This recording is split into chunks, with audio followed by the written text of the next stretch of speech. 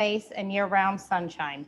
Most recently, all eyes turned to Tampa as the city hosted the Super Bowl, and many were surprised to see how fast the city has evolved in the last 5 years. So today we're gathered in person at Marina Point in the West Shore Marina District with Tampa's business leaders to discuss how the Tampa area has quickly become the new hotspot for buyers, as the Tampa-St. Pete region is ranked 4th in terms of the biggest net inflow of new residents. A quick special thank you to our partners and sponsors, Global Tampa, Greater Tampa Realtors, FIOPSI, City of Tampa, Tampa International Airport, Hispanic Chamber of Commerce of Tampa Bay, Florida Realtors, and our host Marina Point, Luxury Waterfront Condos by BTI Partners. So without further ado, please allow me to introduce our esteemed panel. Sitting front and center, we have Mayor Jane Castor, who is the 59th mayor of the city of Tampa, born and raised in Tampa. Jane has spent a lifetime in service to the community, first as a police officer, and then as Tampa's first female chief of police, and finally as the city's 59th mayor. Since taking office, Mayor Castor has continued to achieve major accomplishments under the Transforming Tampa's Tomorrow vision, while gaining praise for her exemplary leadership in the face of the COVID pandemic. I have many more things I could say about the mayor, but I'm going to let her tell you. We have just over to the left of the mayor is Craig Richard, who is the CEO of Tampa Bay Economic Development Council. Craig Richard is a certified economic developer with over 2 decades of economic development leadership experience in major markets such as Dallas, Houston, and Atlanta. His career highlights include 308 successful projects representing 126,246 jobs and 9.3 billion in capital investment. He has served as the chairman of the board of directors for the International Economic Development Council and currently serves on the boards of Tampa Bay Chamber of Commerce, Film Tampa Bay, Visit Tampa Bay, and the Downtown Tampa Bay Partnership. Welcome to you both. Thank you. Over to the left of Craig, we have Chris Minner, who is the Executive Vice President of Tampa International Airport. As Executive Vice President, Chris is responsible for the air service development, advertising, marketing, research, real estate, communications, and government relations activities of the Hillsborough County Aviation Authority. He and his team have developed and implemented the strategy to recruit and sustain new flights to Zurich, Panama, London, Cuba, and Amsterdam. Welcome. Just to my left here, we have Dennis McDonald, who is the Chief Executive Officer of the Greater Tampa Realtor Association.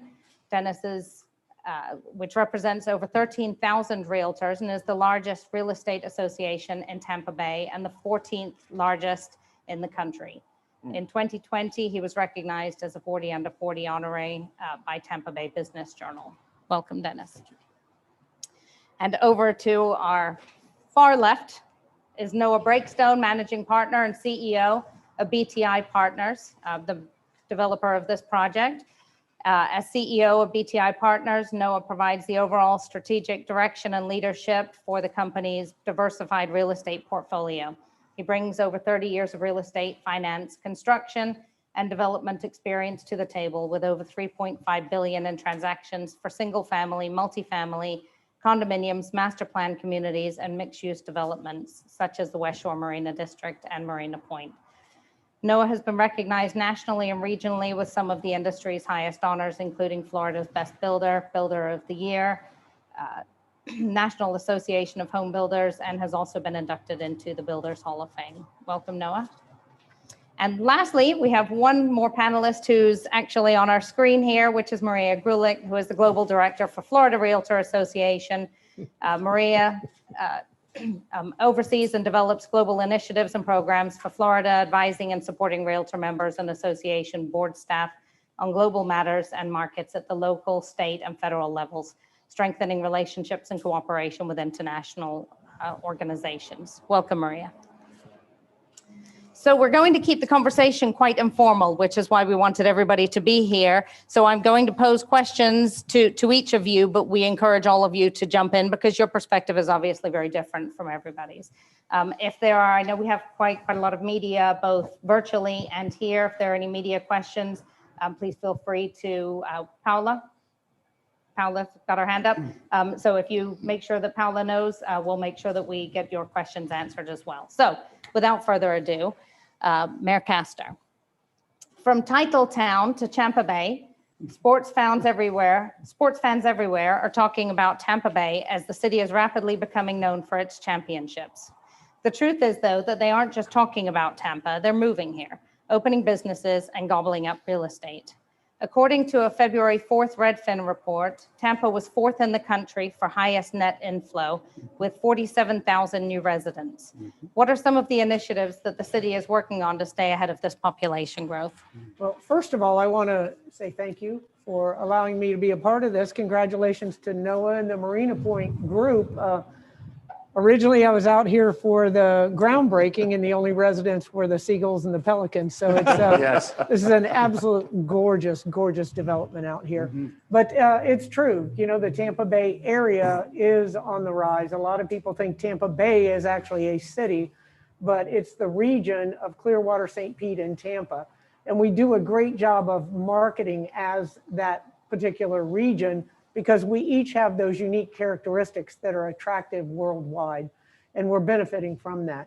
And what we are doing here in the city of Tampa, as we rapidly grow, because during COVID 2020, we permitted $4.5 billion in development.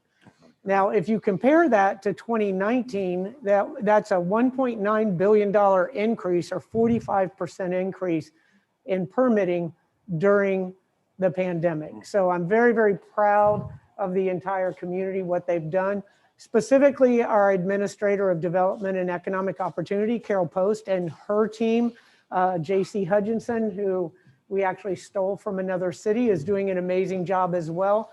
We have made great strides in making the development processes easier, the permitting processes, inspections, allowing those to be done virtually. Anything that we can do to implement technology into that process that makes it easier, not only for large developments like Marina Point, but all the way down to individuals as well. As you may know, we had 52 major developments going on this year during COVID, and we continued that development, which many other cities nationwide put a halt to all development during COVID. We put a safety protocol in place that had very stringent requirements for anyone on a development site. As a result, we had very few COVID-19 cases in our development, and we were able to continue providing thousands of jobs. And now that some of those developments have come online, thousands of opportunities for our residents as well. We also have a system now where you're going to be able to use your cell phone to queue for permit review, and just anything that we can do to make that process easier. We also have to plan for the development that's coming and focusing on those areas of transportation and looking at housing and workforce affordability, and then also workforce development. But we're being very thoughtful in the development in our city, because as I tell everyone, I've been in Tampa for 61 years, my entire life, and this city's going to change more in the next 10 years than it has in my entire life. So we have that one opportunity to create the city that we all want Tampa to be. And I'm very excited to be a part of that process. And frankly, that's the reason I'm sitting here. It's the reason that I ran for mayor. We're creating entire neighborhoods throughout the city of Tampa and doing it thoughtfully. Thank you, Mayor. You know, Mayor, I would add something to what you're saying is coming from South Florida. Then when we got here, is it really is a special quality for Tampa and the Tampa Bay area to feel welcome. And I think it's that welcoming environment, the political environment and the economic environment that's here that's going to continue to aid to that growth. And so I want to thank you, all of you, for creating that environment to make it viable for us and prosperous for us. But you're so true. And that's a great point, Noah. And I promise I'll be quiet after this. No, but I could talk about this don't. community forever. But I just left an event at Embark Collection. And it was a gathering of individuals who have moved from around the United States bringing their businesses. And that's one of the most often used word to describe Tampa is friendly. People come here and they're very welcome. And a lot of that has to do with everyone here and many, many more, because it's a collaborative effort. From the time they start, they show up in the world's greatest airport, and all the way down the line, they are welcome. Visitors and residents and businesses are welcome here in the city. And what I told the individuals this morning that had moved here, I said, I clearly can sell Tampa and do it from the heart and from my experience here in the city. But if they've relocated their business and their family here, and they tell others what's great about Tampa and the Tampa Bay region, that's so much more impactful than hearing it from me. Yeah, well, thank you. We totally agree. And I think the attitude and the demeanor from the city and from the Tampa Bay area, it's a partnership. And I can tell you, working in a number of cities throughout the Southeast, the United States, it's truly unusual. And so it's a pleasure to be here and work here. Good. So it seems many people would agree, because we have a lot of people moving here. So Dennis, if you wouldn't mind telling us what's happening with the real estate market in Tampa Bay, with people moving to the area full-time, part-time, and also investors now eyeing the area. Yeah, absolutely. To say that the Tampa market is on fire would probably be an understatement. Anyone that was on the fence about purchasing property in Tampa Bay immediately jumped over that fence because of the interest rates. The interest rates are at a historic low. So anyone that was on that fence just saw the opportunity and seized it. Our inventories are currently at all-time lows. We have property values that are appreciating at rates that we've never seen. And it's simply because there aren't enough properties available to supply the demand. The demand is just through the roof. And the good part about this is that the sales activity is still there. So despite there being this tremendous demand and a low supply, business is still going on. The question that we're asking on our side is how low can it go? That's our thing that most of the people in our industry is just wondering, like, how much lower can it go before it starts to cool down a little bit? And for residential first-time buyers, first-time home buyers, and also for people purchasing second properties, that puts a further strain on the inventory because you have properties that are being removed from the market and nothing being added to it. So that creates an additional strain. Also, with the interest rates so low, a lot of people are choosing to just refinance their home instead of going out and going through the home buying process because it's so competitive out there. To give you some perspective, I have a little cheat sheet with some wonderful statistics that are just, they're incredible. And I talk with a lot of realtors from my role, people that have been doing the business, in the business and doing the business for 40, 50 years in this area, born and raised, and they are just floored by the statistics that they're seeing. In the past 30 days, 22% of home in Tampa's Hillsborough County have sold for above listing price. So we're talking about bidding wars that are happening. In total, 58% of homes are selling at or above listing price, which is incredible. In February, we've seen a 61% drop in active listings in the Tampa Bay metro area year over year. Last year around this same time, we had about 3 months of inventory. Right now, we're hovering at around 1 month in the Tampa Bay metro area. The total sales, which is a great thing, the total sales have grown by 13% in Tampa, and they've grown by 8% in the Tampa Bay metro area year over year. The average days on market in the Tampa Bay metro area is 35 days. And that is down 35% year over year in February. And what's even more surprising is that luxury sales are up. According to Florida Realtors, the closed sales that are over $400,000 in Hillsborough County is up 47% from 2019 to 2020. And if you go even higher, the closed sales over $1 million in Hillsborough County is up 78% from 2019 to 2020.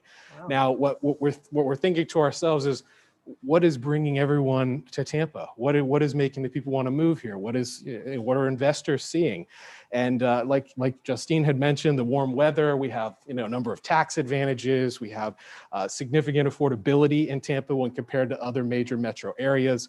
And if anyone just turns on the news station for a day or watches the something in the morning tidbit, there's always something about Tampa. This morning I just pulled up a quick Google. Tampa's ranked the 3rd best city in the nation for families, the 2nd in Florida for job creation, the #1 large city for US for first-time home buyers, top retirement city in the nation, best city for military veterans, #2 for best places for family and friends to visit, the best I'll end it soon. The best city to live, the best city to live in Florida, and the top area for commercial investors. And I could keep going on this list, but I won't. Best city for championships? Yes, of course. Absolutely. Tom Brady, Gronk, the boys, the Lightning, the Rays, everything in this area is terrific. It's just a really incredible and exciting time to live in or to move to Tampa. And it's obvious that a lot of people have the same sentiment. Yes. So now that we've just talked the rest of the country into moving here, Come on down. Craig, we've seen recently on the news that companies are looking to move their headquarters to Florida for both tax purposes and also quality of life for their employees. Please tell us what you're seeing as it relates to new business growth, and also talk about this friendly atmosphere in Tampa that we're all discussing. Well, I think as you heard some of the statistics, it's no secret that Tampa is a great place to be right now. And as all these people that are moving here, I think it's like 112 people are actually moving here each week. Wow. Those people need jobs, and that's what the EDC is about.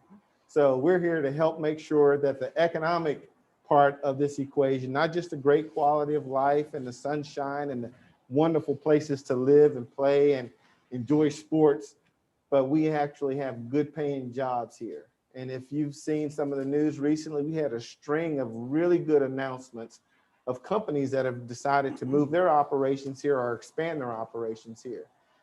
Starting with OpsWatt, which is a big cybersecurity company that moved from San Francisco here. One of the reasons that they chose here, in addition to, just this view outside of the window right here, but because we actually have good connectivity to San Francisco, thanks to our airport.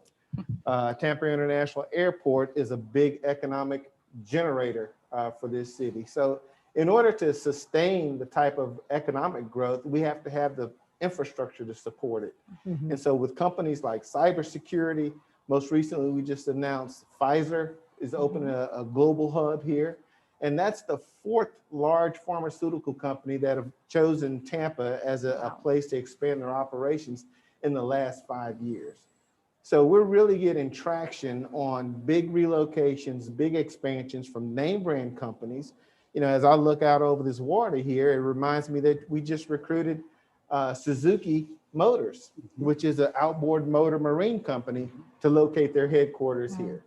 And it's all because of all the things that we have to offer. But when I started in this business, a long time ago, it used to be that companies were interested in, the types of incentives that you can give them, and all of the things for like business costs and things like that. Today, it's more about the talent. And so companies are following talent. And when you have 112 people moving here each week, it justifies them being able to find the type of talent that they need to be successful. So then and again, it goes down to, you got to have a great quality of place in order to keep the talent and attract the talent, and that gets us the job. So we have a winning formula.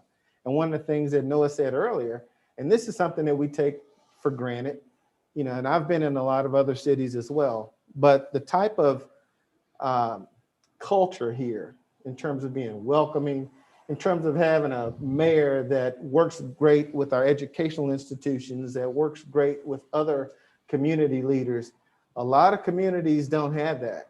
And that frankly is one of our competitive advantages, that when we bring companies in, they see it, they feel it, and it gives us a big winning edge. And that I'd like to just underscore what Craig just said, because that is what I've heard in my short time, a little under 2 years. Every company that I have met with that's considering Tampa is just unfortunately blown away because it doesn't happen in other, it should Right. happen everywhere. Right. But they come to Tampa and they said, we have never gone to a potential relocation site where everyone comes in and talks to us about how great their community is and why you should move here. Yep. And that really has helped us weather this pandemic.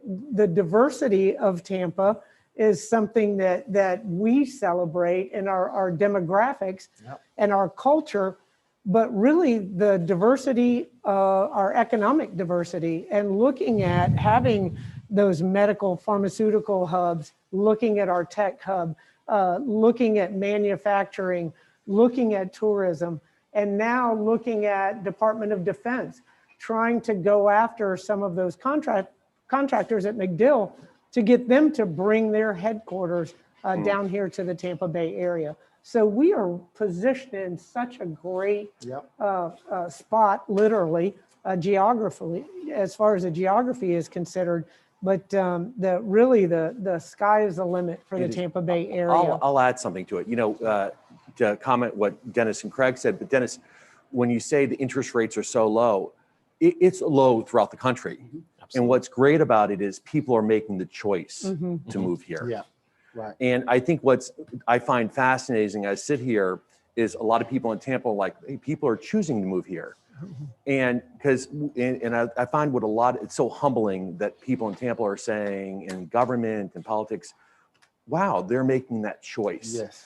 And so I think it's that the years of the culture, as you said, of having a welcoming, welcoming environment, of partnering with private and public, is the rest of the world is recognizing it. Yes. And I guess and Tampa gets to profit, gets to be part of that. Mhm. And it's great to see Yeah. because there's plenty of places that don't have the appreciation of, permits, as you mentioned, Mayor, that don't have the sales, the waiting list, plenty of cities in the Northeast and the Midwest and all over the country. So it's great to see what's been created in terms of a very positive and welcoming environment. Yes.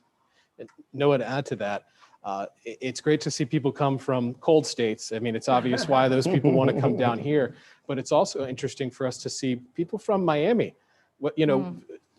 Globally, one of the best, weather, most attractive spots, even within our own state. We're seeing people come from Miami to Tampa. And we're seeing that migration like we've never seen it before. So that's a really important thing to realize. It's not only from the Northeast, even within our own state, people are wanting to come to this area. And it's so exciting. So Dennis, and to that point, while you would think the Northeast is one of our largest migration sources, as well as the Midwest, this year was the first year that I think we've seen, and this was a study by U-Haul. They said now we actually have more people coming from the Sun Belt. Texas is the third largest source of people migrating to Florida now. That says something. It does. Yes. So there's no doubt everybody's looking to come here. Fortunately, it's not hard to get to. Yes. So Chris, if you would, please tell us about the plans for Tampa International Airport.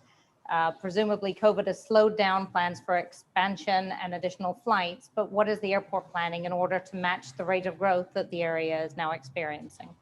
That's a brilliant question. And we're really proud in this community of Tampa International Airport. We're a championship community. And I think that people think of Tampa International Airport sometimes as our fourth major, big team. Every time we've had a success or a win, a new international nonstop flight, man, we're on the front page of all the papers and all the media comes out, and it's very, very exciting because I think this community, number one, they appreciate having one of the top globally ranked airports for customer satisfaction. It's a beautiful facility and very efficient. But also, we're sitting here on the waterfront in South Tampa, and I swear to you, we can hop in my car right now and I can have you at the ticket counter in less than 10 minutes. I mean, think of where else can you go and have that level of convenience. It's just brilliant. The pandemic has definitely had an impact on Tampa International Airport and the entire aviation business. If you go back to last April, we saw 96% of our passenger traffic evaporate. And you can't plan for that. That's a really horrifying kind of a thing. But we were very grateful that Tampa International Airport and this market have been so strong, and the airlines believe so much in the activity in this market that we've been one of the fastest growing airports to recover over the last year. For about the last 3 months, we've seen about half of our pre-pandemic travelers are back to traveling in and out of Tampa International Airport. And from an airline point of view, what they see is that Tampa Bay is a little bit unique among major Florida markets, because we have Fortune 500 corporations who are here. We have MacDill Air Force Base, which is in our backyard right here. We also have a tremendous number of small and medium-sized businesses, in part, Noah, who have actually picked Tampa Bay as a place to live because of the convenience of an airport that has Southwest, American, Delta, United, JetBlue, Spirit, Frontier, you name it, they're here. And that means you can get nonstop flights at low prices to the places you want to go. You mentioned connectivity to the West Coast. San Francisco, that's a market that was unserved for many years, but because of the team approach, Noah, that you were talking about, we brought together Craig and his team, along with both of our convention and visitors bureaus, as well as our chambers of commerce. And we went to United Airlines and said, here is the market in its totality, and this is the opportunity you're missing. That market pre-pandemic was up to double daily nonstop flights on United, and Alaska Airlines bringing now nonstop flights as well. Competition into a transcon market, that's a big investment from an airline point of view. This month, Southwest Airlines is bringing back San Diego. And so, there's so much activity that is happening in our market, both from an inbound demand perspective. We've got right now, TripAdvisor just ranked St. Pete Beach as the #1 in all of the United States. And there are 3 other beaches just across the bay here that are in the top 20. So people absolutely want to come here. Then talk about all the people who are moving here. That creates more demand. And on top of that, if you look at the Brookings Institution, for example, they've rated Tampa Bay at the very top of all 20 largest metro areas in the United States for having the lowest number of reduced work hours, maintaining the highest number of people that are still going to their jobs. Our unemployment was the 5th lowest affected of all those top 20 metro areas. And so people here in Tampa Bay have jobs and they have disposable income to be able to travel. Their businesses are still thriving, and so we even have business travel. So as we look at March, we have 75% of the seat capacity that we had pre-pandemic. And we're going into our spring break period. This is a really thriving time for this region. So, we've got more people getting shots in arms, Mayor. I think that there is a spirit of excitement, not just in Tampa Bay, but, across the entire nation. And we're going to see that lift. So we're very optimistic for the rest of the year. So I'm going to take us now beyond the borders of the US, because I think that the excitement goes even further than that. So we're talking about everybody having Tampa fever, but in reality, Tampa is now becoming known as a hotspot for international vacation home buyers and investors. Maria Grulich, would you mind telling us what countries Tampa Bay's are Tampa's top global buyers coming from, please? Thank you, Justine. I'm excited, by the way, to hear this conversation, because the key to everything is building relationships, working together, loved hearing diversity. So I'm going to tell you your top 5 markets, and there may even be a few surprises here and maybe not. So we'll see. This information is coming from the Florida Realtors International Real Estate Profile. And by the way, you can have access to this profile for free if you go to our website, floridarealtors.org, and just look on the research and report page and look for the international profile. But your #1 is no surprise, I bet, to everyone on this panel or in this audience, and that is Canada. They are #1 for Tampa, they are #1 for Florida, and we love our Canadian friends. They are far above your #1. Your #2 may come as a surprise, and I loved all the talking today about relationships and people moving from here to there. Your #2 is Cuba, which has never been on, that I can think of, on your radar. And actually, it's the only time that it's on the radar for any of the other communities that I checked. And this could be from people moving from other states. It could be from people that have recently moved here and have decided to make Tampa Bay their amazing home. And by the way, I should mention, I grew up in Tampa. I love Tampa. I went to University of South Florida, go Bulls, went to HCC. And so very excited that we're seeing so many new people globally coming. Also, after that, the UK. Our United Kingdom friends love Tampa. They love, of course, the great weather, the great relationships, and the friendliness. So that's your third market. The next one is Brazil. And Brazil happens to be the second state, the second highest state for Florida as well. And then your fifth and final is Germany, which some of you may not realize, but Germany is becoming a very strong market for you as well. So those are the five, and 64% of international buyers buy in cash. And by the way, the number one buyer that does pay in cash is Canada. So you're sitting in a very, very good place. You also have, and I loved hearing about the economic development part. We work very closely with our economic development partners, Florida Economic Development Council and Enterprise Florida. And the key is also those companies coming in. You have a lot of Canadian companies in your area too, including Tico. Tico's owned by Canadians. So all of these together make Tampa so diverse and exciting. And it's all about those relationships you're building and making it a friendly place. And so I'm really, really excited that these are excellent markets. They're markets that we all know, markets that we're all going to continue to work towards and stay connected. The key is to stay connected with these markets, because that's how you're going to grow and continue to be successful in Tampa Bay. Thank you. Thank you, Maria. So Noah, you've been in the Tampa market now for several years, but speaking on behalf of the development industry, what indicators did you recognize that told you Tampa was a market to invest into? Well, I don't want to say I was here early, but I was. You know, actually, what was amazing about that is I started to come to Tampa. The first time I spent a week in Tampa was in 2010.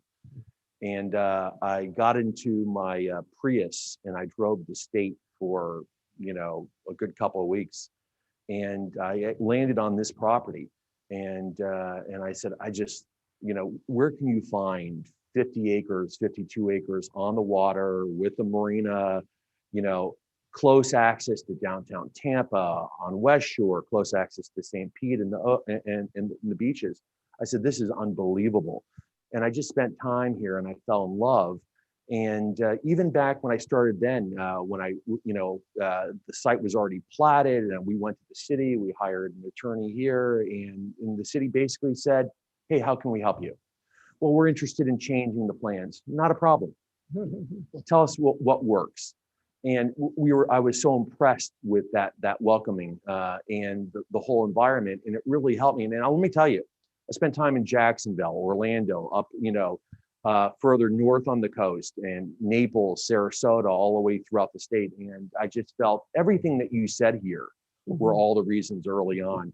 And what was amazing too is as I started to spend more and more time in Tampa, it was amazing. I started to see more and more people from South Florida, other developer contemporaries on my flight.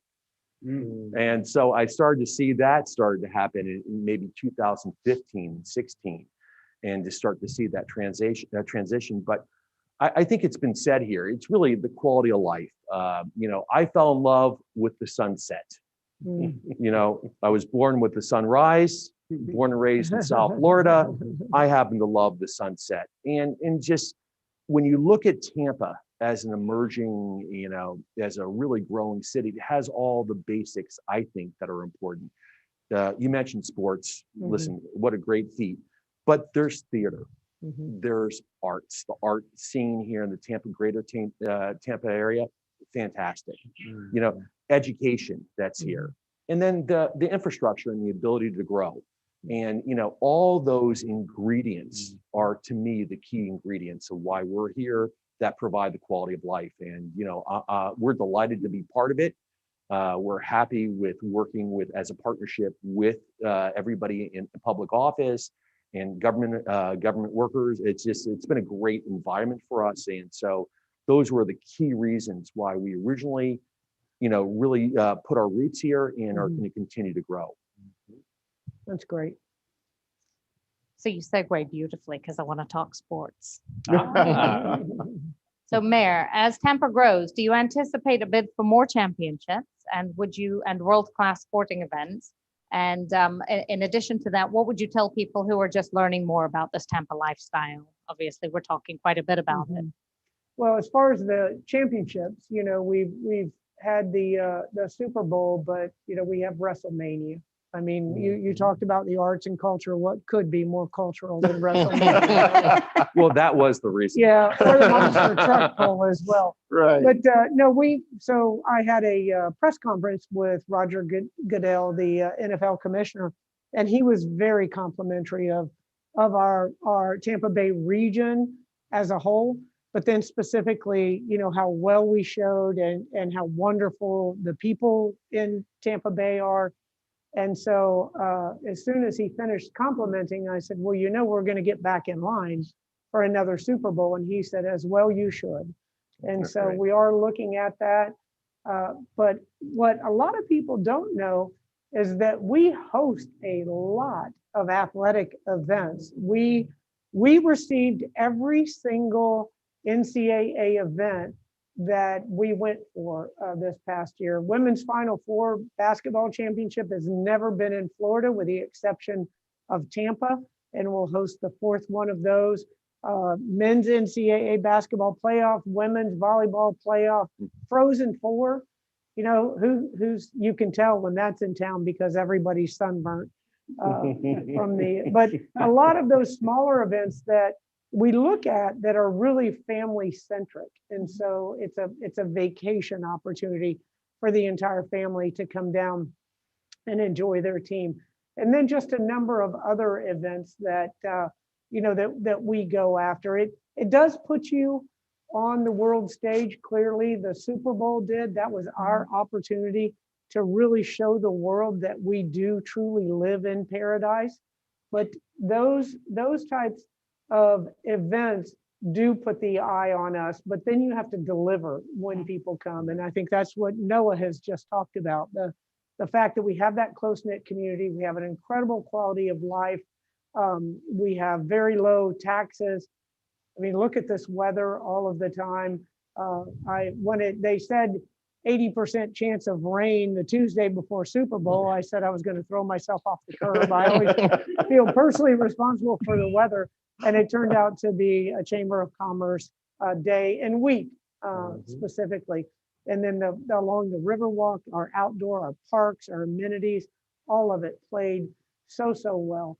And then for us, I often joke with people, I talk about how we love our celebrations, how we love our parades. And I will say, if you give us 2 weeks notice, we'll give you a parade and you're on it. Like we're all about that. And, with the Bucks, I mean, it really came true. 24 hours, Darcy Glazier said, we have to have it tomorrow or we're not going to have it. We won't have players. And so we put together a safe celebration in that arena as well. So, as we continue to grow, the way that I like to describe our city is a big city with a small town feel. So as we grow, we have to ensure that we don't lose that small town feel and that we don't lose our diversity and that we're ensuring that everyone gets to prosper from the success that we're going to realize in very short order. So the future is very bright, and I would have to take a moment to say thank you to my predecessors, to Pam Iorio and Bob Buckhorn. I tell Bob every ribbon I cut is his. And now I know why you have to spend 8 years as mayor, because things move a little more slowly in government than, although police, law enforcement is government, things move a little bit slower in transportation and development realm, but very exciting time. And that's what I would say to the rest of the country, any organization, any person that's looking at the Tampa Bay area, is come through the world's greatest airport and take a look for a few days, and you too will fall in love with Tampa Bay. Indeed. Can I add just a quick Please. thought on the sports? This is the fourth market that I've been a part of, and I've lived in other places that had big name major league sports teams. This is the first market I've been in where I've felt the true partnership of major league sports in trying to help develop the community. And just one example of it, we were working so hard to recruit Copa Airlines to provide nonstop flights from Panama to Tampa International Airport. And it turns out their head of network planning was a huge Yankees fan. And they happened to be playing the Rays that night. And so I made a call to our friends at the Rays, and they said, no problem, we're going to put you front row behind home plate. Not a problem. So we're sitting there in the middle of the first inning, his phone starts blowing up. All of his friends back in Panama who are watching the Yankees are seeing him sitting right there. By the time we got to the seventh inning, he told me, we're coming to Tampa. There you go. And it's the little things like that that just demonstrate in a very tangible way how you can make those connections and really make people feel welcome. Yeah. And by the way, it is the little things. It's something just recently I'll share with you, Mayor. Thank you.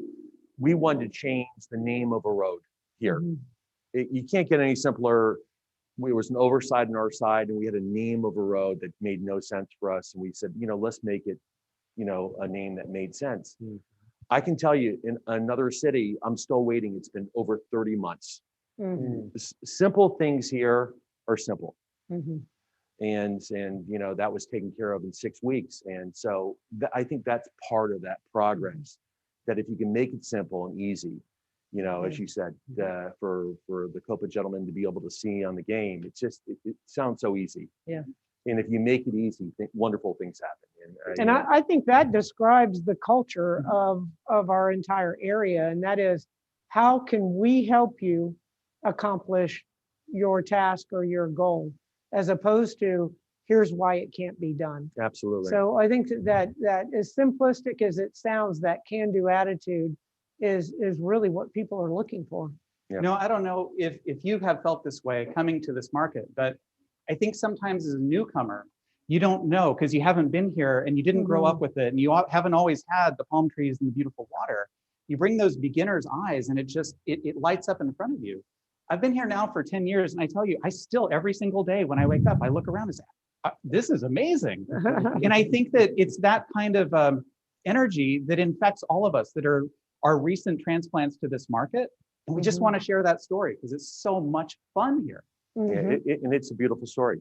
And I think the rest of the country and even the world is recognizing it. We have other projects in Orlando and South Florida, in Jacksonville, and we have a small office in Beijing. And we've had clients that we deal with for our Orlando project say, do you have anything in Tampa?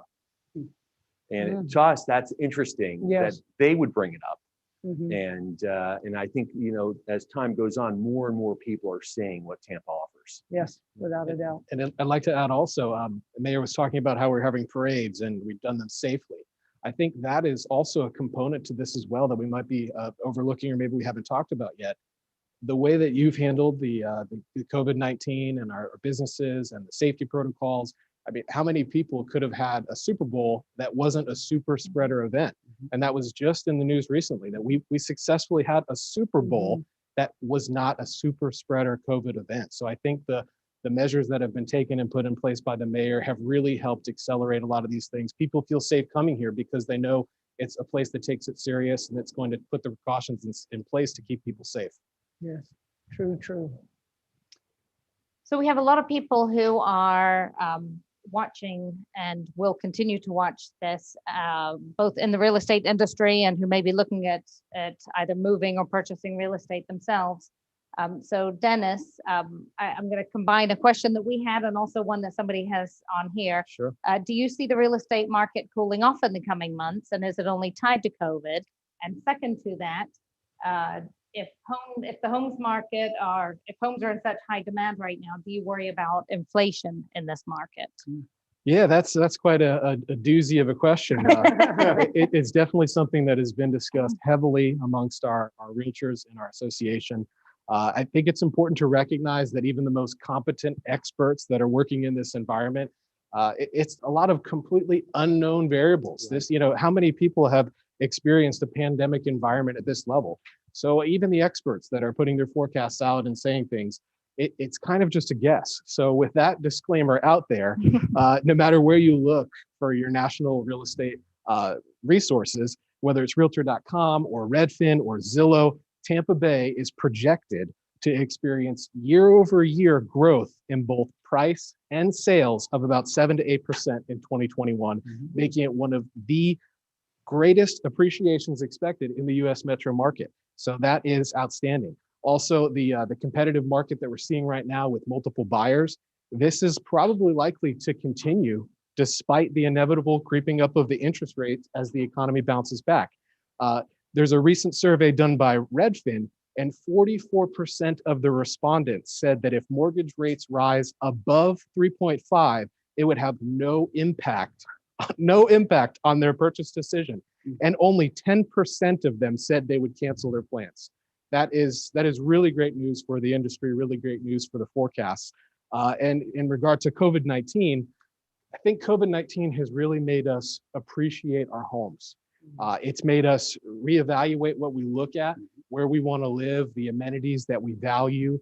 And this inventory problem that we're in that's been exacerbated by COVID, inventory shortages are not something that's new to real estate. Even prior to the pandemic, we were still sitting in about a 3-month supply of inventory, which is still considered a shortage. So that was happening before the market, and it's likely to just continue on. So those are really good indicators. Whenever the pandemic is finally past and we're done, whatever that might be, I still personally believe that property ownership and home ownership will continue to be the single best way to build wealth. And that is historically something that has always been, and I feel that it always will be. And I think your best bet is working with a realtor, because a realtor is going to help you navigate through this post-pandemic market that have so many unknowns. They're going to be on top of all these metrics. They're going to be there to give you the advice that you need to get the best property or whatever you might be looking for. And the strong demographics that help fuel the real estate market during the pandemic are probably going to continue after the pandemic as well, and possibly even strengthen further. So that should really help drive the real estate sales across the Tampa Bay area. To follow up on the second question from the audience in terms of inflation, now I'm not a PhD economist, but our association consults with Elliot Eisenberg, who is a PhD economist, and he looks at our analytics and our metrics that come from Florida realtors. And in his last report that he did for us, he does not see a concern for inflation. He sees a modest spike of inflation that would just not have an impact on home sales. Now, because of this, and I'm trying to think back to the video that I watched, it's because of things that are tied to the past. If you think back to previous times where there was major inflation in the 70s, a lot of it was because the contracts for the unions were linked to the cost of living adjustments, and we're not seeing that now. So that's another thing that's in the favor of this. Also, before the pandemic started, we had record low pricing for gas, and for everything that we saw was record low. So as inflation does start to creep up a little bit, we're going to see things go back probably to where they were before at such a low rate. So again, without a crystal ball, there's no way to say, but from the experts that we consult with, we don't feel that inflation is going to be a problem in the near future. I also don't have a PhD, but I can tell you as a person that lived in San Francisco for 10 years, I think that we're coming off of an incredibly small base. And that's just, when you compare the quality of life in this region to what you get in other parts of the country, it's really no comparison.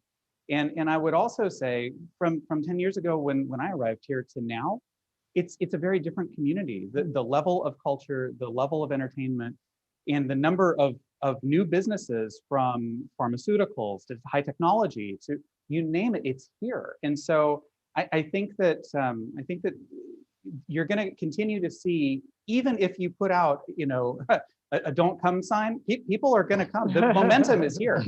And I think that with the mayor's leadership and all of the leaders in our region, we're open arms. Come on down. Chris brings up an excellent point in that 10 years ago, our local economy was vastly different than what it is today. You know, we were a largely service-driven economy. Hospitality and tourism were like the main anchors of the economy. You look at our economy today, but we have a significant financial services sector. Life sciences now has taken off. We actually even have a manufacturing cluster that's building and growing. In fact, over half of the leads that are in our pipeline are from manufacturing types of projects. Those are good paying jobs with strong capital investment, which builds our tax base. So moving forward, I think with the continuation of the diversification of our local economy, it stands to reason that we should continue that demand for good quality residential projects, which actually gives a lot of people even more reason to come here and call Tampa home. Yeah.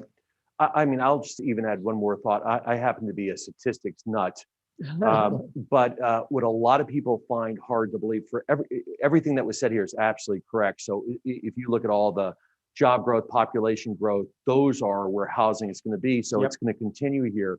But what's amazing from the Great Recession that we had in 2008 housing recession, what a lot of people don't realize is that the oversupply that was built during that time was actually absorbed in 2 or 3 years.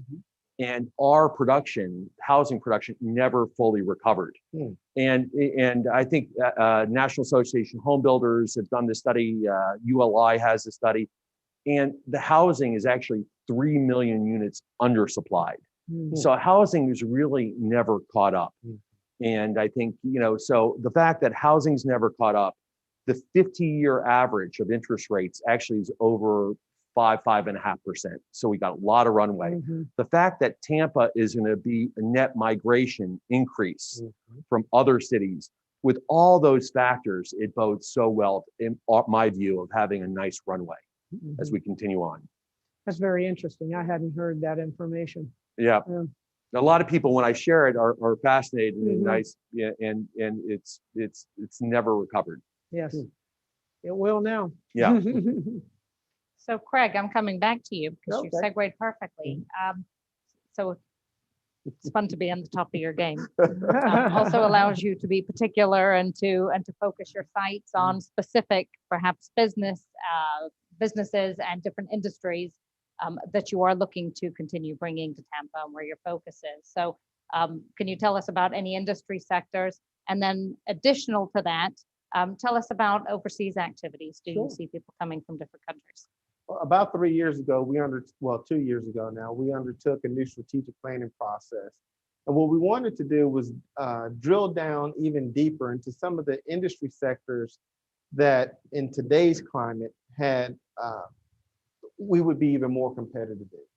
So historically, we've always targeted companies like life sciences and financial services. Well, today, what we've done is drill down a little deeper. Now we're looking at financial technology or fintech. We're looking at health tech. So all the things that are related to health records, bringing more technology to the health sciences side.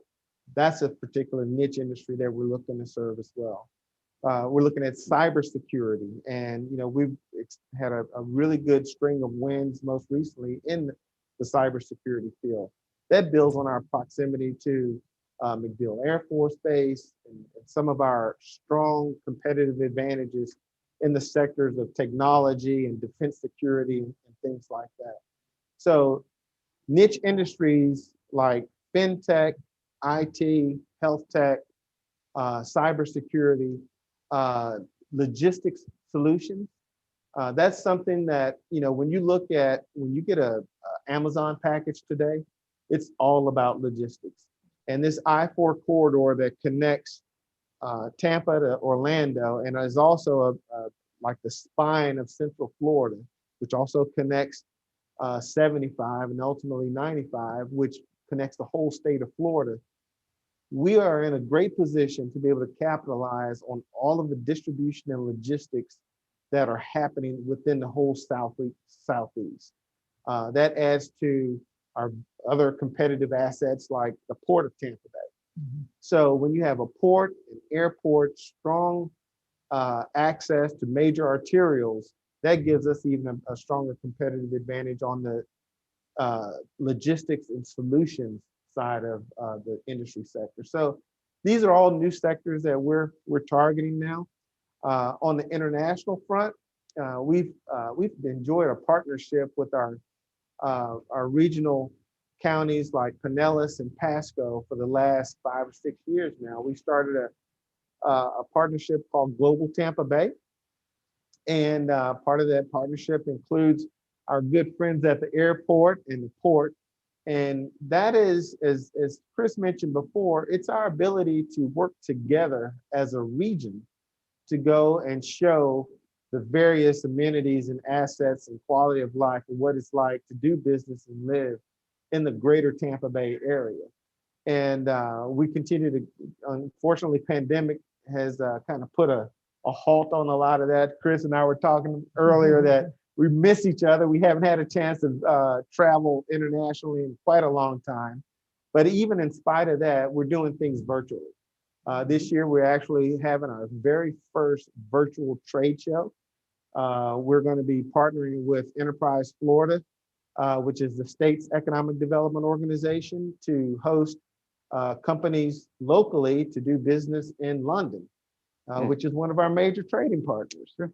So we continue to find new creative ways to reach out internationally so that our local businesses have other avenues to grow their goods and services. So Chris, talk to us, you've told us about some of the trends as it relates to current travel at the airport, but tell us about projections, if you would, when we might see travel return to some level of normalcy, and touch on that, if you would, continuing on the global side of it, because I think that's, we talk about international travel not being, nobody can get here at the moment. But when it does come, do we expect it to be like the floodgates opening? What do you anticipate? Thank you. I'll say just a moment ago, you heard Maria, talking about all of those markets where people are coming from. And over the last 10 years, we've connected to just about every single one of them. The pandemic has forced us to retool, and I'm really delighted to be able to tell you, it took us about 30 days to pivot from our prior approach, where we would have maybe 2 meetings a year with our airline network planning partners at the individual airlines. We're now meeting every single month with Craig and his team, along with our chambers of commerce and our convention visitors bureaus, to make sure that we're gathering all of the current information about the pulse of our market. And then we're meeting every single month virtually with the decision makers at those airlines to make sure they know what's happening here. And that's a big driving factor of why we've seen our capacity coming back faster. Is those airlines, they know that they're going to learn something when they're talking with us. They learn why those passengers are back on the flight, not just the fact that the passengers are back on the flight. Before the pandemic, we had about 22 million passengers annually. And it's hard to say, how long it's going to take for us to get back to that number. Right now, our recovery forecast would have us getting back to 22 million passengers in about 3 years. It's been a pretty linear recovery so far, but I feel like it could be asymmetrical as we look over the horizon for a couple of reasons. I think one, for all the reasons that were articulated a moment ago, our market from a business standpoint and an employment standpoint, it's a roaring boil with a lid on it. And I think that as soon as people feel safe to get out and travel again, that lid comes off, boom, everyone is gonna want to be out traveling. That's one piece. Two is just the fact that we continue to win global recognition as a destination for this region. And so I think those are going to be important factors. In terms of the recovery of traffic, what we see is that leisure is definitely recovering before business, because companies are looking at the opportunity for COVID infections and those kinds of things. Say, we just don't need to take that risk right now. Let's hold back. We're getting close.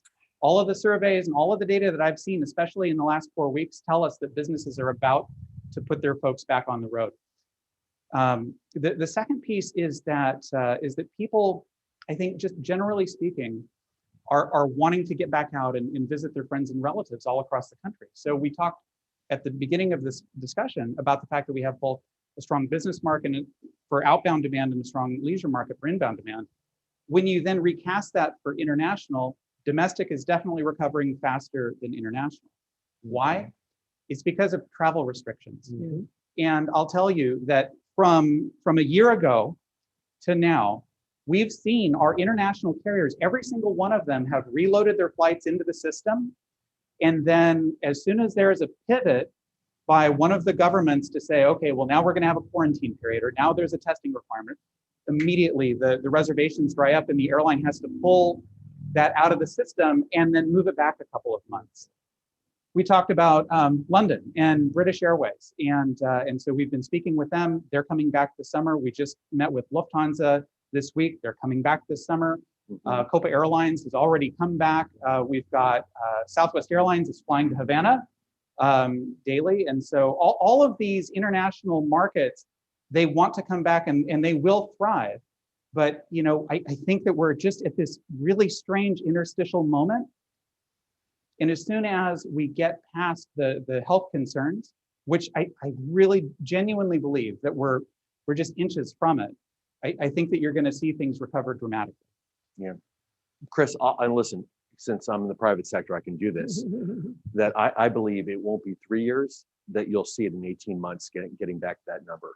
That when everybody feels comfortable in the summer, 12 months later, you're 18 months, when you look at the trailing 12 months, you'll see that 22 million. Because I just think it's going to accelerate very quickly with the added effect of what we're seeing with net migration, Tampa, and all those other factors that we talked about. And I'm very bullish on that. I'll just say, because the mayor sits on our board at the airport as well, so she knows for sure. Not only have we seen the reduction in traffic, we've seen the reduction in related revenues. Yeah. We anticipate that because of COVID, there's about $340 million of business that just is not going to materialize at the airport. But when we look over the horizon, when we get back to that 22 million annual passenger level, we were right on the precipice of moving forward with a new 16-gate airside to meet demand for international travel.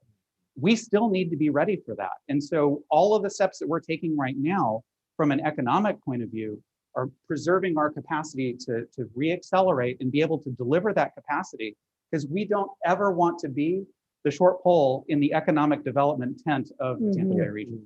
Yeah.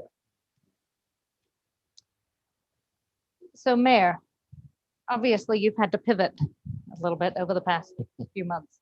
So how would you say that COVID has changed the plans that you had for the next few years for Tampa? Well, I don't know that our plans have been changed. There may have just been a little bit of a slowdown. And, as Chris talked about, the amazing things that they're doing out at the airport, sitting on the airport board, some of those advances just have a longer timeline on them right now. And so we have continued, we have been open for business, as you heard those permitting numbers. We have made a number of changes. We clearly have had to respond very quickly to COVID-19. And I really feel that my experience in law enforcement and dealing with crises over 31 years was beneficial in the position of mayor, and making those decisions quickly, those decisions that are in the best interest of our community, putting them in place quickly, and really not letting the noise interfere. You've always got individuals on either side that don't like what you're doing, but as long as you're focused on doing what's in the best interest of the community, then I feel you're in a good spot. But we have continued. We've been able to do a lot during COVID-19 in maintenance, in changing some of our zoning, looking at that, clearly with permitting. A lot of sort of those loose ends we've been able to address because we've had some downtime in some of our areas. But for the most part, we are still full steam ahead, and we are prepared for the eventuality, which I think is going to come very soon, that we will be out from under this pandemic cloud, and we're ready for it. And further to that, at the airport, we've actually accelerated some of the construction that we had going on in our master plan development. We've poured hundreds of millions of dollars into our curbs and in establishing a new express curbside where passengers that, today we're all checking in on our phones, we're not checking bags. You can pull up to this new express curbside, go right up to your train, hop out to the plane, and you're done. And thank goodness that we've been able, because of our reduced traffic levels, to take advantage of that and have more lane closures and just shut down parts of the airport and be able to redirect our traffic. Thank goodness, because now as we continue to see this really robust recovery, we're ready. Fantastic. One area that we haven't really spoken about, but is a key indicator, Dennis, and that's commercial real estate, most particularly office space. Can you talk to us about the current state of the market and how it's been affected? Sure. Hopefully. Our Greater Tampa realtors, our realtors primarily focus on residential, but we did recently have a meeting with the president of the Florida Gulf Coast Association of Realtors, Kevin Yeager, and he informed us that the sales of retail, multifamily, and industrial are creeping towards all-time highs. Office is still out there. It's doing okay at the moment, but they do anticipate a drop in the future. There are still people looking to purchase office spaces, though, so don't get me wrong. There are a lot of companies that were out there that were leasing before, and because of the interest rates, they're now looking to purchase. And these are the businesses that weren't impacted by COVID. They may have been doing well, and because of that, they now have the money to make a purchase. So there is still some movement in that area. Another factor to consider for office space is that nobody really knows how offices are going to repopulate after we're done with the Zoom world that we've all been living in for so long. It's probably likely that we're going to see a hybrid model, something like that, where it's kind of work from home, work in the office. Maybe everyone comes back. Maybe some people come back, some people stay home permanently. That's likely to become the new normal. And companies will probably value space efficiency, smaller footprints, looking at, what are the needs of the business for their office. So it might result in a little bit of smaller office spaces, offices looking to downsize, but as things downsize, that opens up for someone else who's, going to fill that spot because that's downsizing for them. So to put it into perspective, last year there was about 300 to 400,000 square feet of sublease office space. And right now there is about 2 million square feet of sublease office space available. So the office market in the next 12 to 18 months is probably going to provide lower returns than where things are currently. And just to Dennis's point, we're experiencing some of the prospects that we've been working with. It's not that they put on hold their need for expanding, but they are reevaluating the type of space that they need. Because we're also hearing that we know that we may not need as many people in the office at one time, but companies are very sensitive about the culture of their corporation.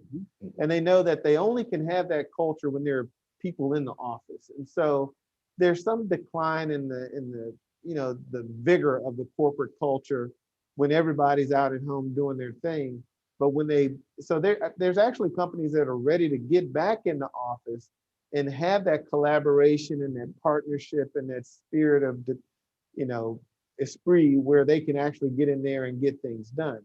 So to say all that is, the commercial sector is going to be in a little more flux until they kind of flesh out the balance of this work from home and being in the corporate environment. But we do think that there's still a demand for it. We just don't know, the level of that demand is going to take place. I actually think this bodes well for Tampa. And so, I have a number of contemporaries I know in, for example, New York City. I don't want to mention the city, but I just did. Yes, you did. You go to in Manhattan, you go to your office building, you could, it's impossible to queue for that elevator. If you want to start queuing, you'd have to reserve times to have some type of distancing. There's no windows, there's no open space, there's no real parks. When you start looking at Tampa and you have 5-story office space, you could have windows that could open, you could walk outside to park. I was just with the developer for Armature Works, and what's happening there. I mean, who wouldn't want to be there? Yeah. 5-story office, windows open, walk outside, go to this incredible food hall, sit outside, the weather's impeccable, outdoor, indoor. I think spaces are rethinking, and it's going to bode well for Tampa. And what's going to hurt is there's no need to have the density and the intensity that we see in these older cities. And I think that's going to be reconfigured to work to the benefit of the Tampa market.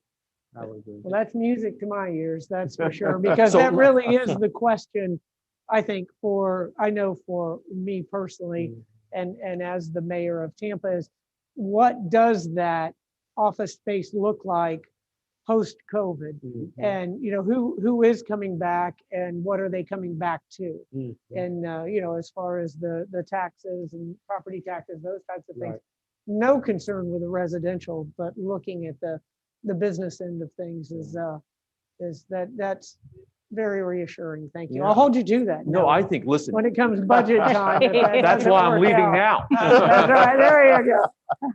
No. This particular topic is one that actually we're wrestling with right now. As That's part right. of part of our construction, we had to eliminate a space where we had about half of our workforce. So we're building a new 9-story office tower. We'll take 3 floors of it, and that's going to be our new headquarters.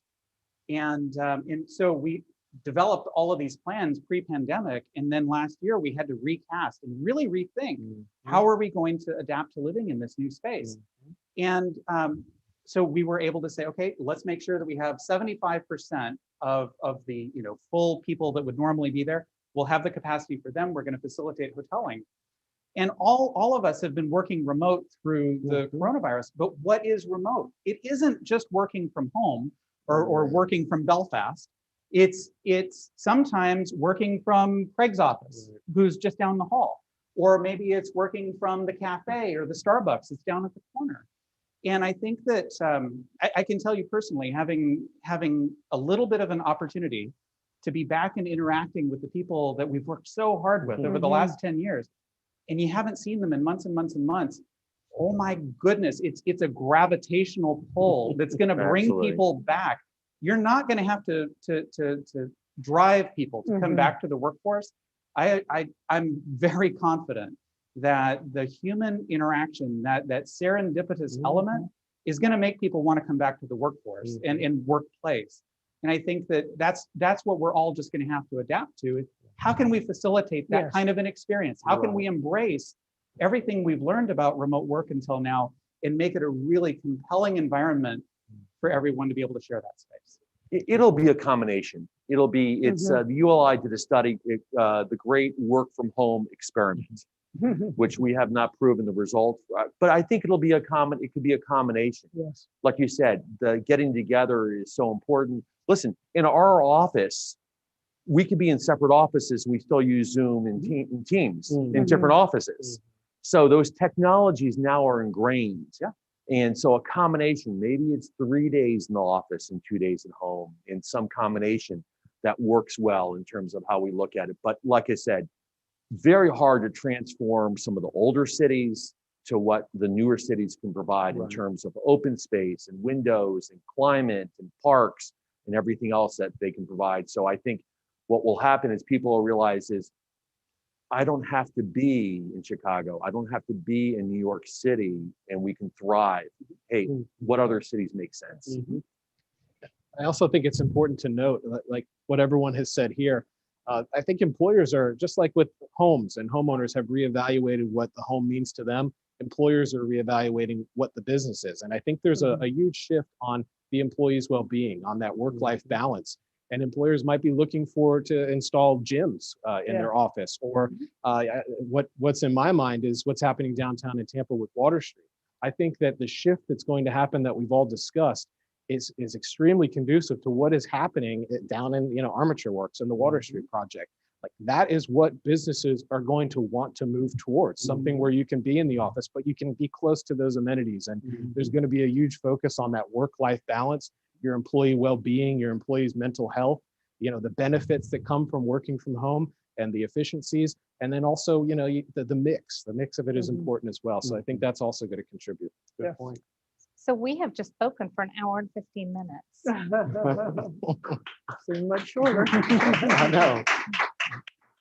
So thank you to each of you. Thank you. Mayor, thank you very much for coming today. I think this is just a fantastic discussion and under great leadership. So excited to Fascinating see. discussion, and we're very fortunate to have the leadership and the collaboration that we have in the entire Tampa Bay area, and such incredible partners. Indeed. So Dennis McDonald, CEO of Greater Tampa Realtor Association, Craig Richards, CEO of the Economic Development Council. We have Chris Minner, who's EVP at Tampa International Airport, and Noah Breakstone, CEO of BTI Partners. Maria?